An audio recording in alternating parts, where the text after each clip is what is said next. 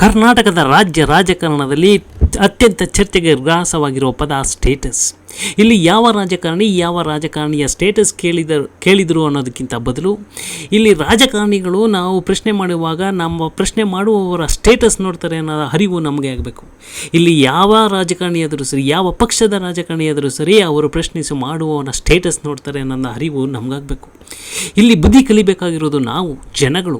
ಯಾವುದೇ ಪಕ್ಷದ ಅನುಯಾಯಿ ಆಗಿರಲಿ, ಯಾವುದೇ ಪಕ್ಷದ ಭಕ್ತರಾಗಿರಲಿ, ಯಾವುದೇ ಪಕ್ಷದ ಕಾರ್ಯಕರ್ತರಾಗಿರಲಿ, ಇಲ್ಲಿ ಸಾಮಾನ್ಯ ನಾಗರಿಕರಾಗಿರಲಿ, ನಾವು ಓಟ್ ಆಗೋದಕ್ಕೆ ಮುಂಚೆ ನಮ್ಮ ಪ್ರತಿನಿಧಿಸುವ ರಾಜಕಾರಣಿಯ ಸ್ಟೇಟಸ್ ಏನು ಅಂತ ನೋಡ್ದೇ ಇರೋದು ನಮ್ಮ ತಪ್ಪು.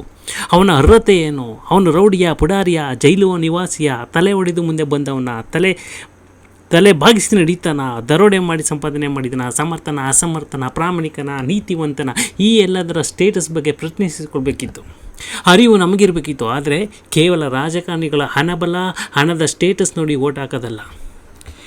ಜನಪ್ರತಿನಿಧಿಯಾದವರನ್ನು ಪ್ರಶ್ನಿಸುವ ಸ್ಥಾನದಲ್ಲಿ ಪ್ರತಿಯೊಬ್ಬ ಪ್ರಜೆ ಇರಬೇಕೇ ಹೊರತು ನಮ್ಮ ಧ್ವನಿಯನ್ನೇ ಪ್ರಶ್ನಿಸುವ, ಅಡಗಿಸುವ ಜನಪ್ರತಿಯ ಮುಂದೆ ನಾವು ಕೈಕಟ್ಟು ನಿಲ್ಲುವಂತೆ ಆಗಬಾರದು.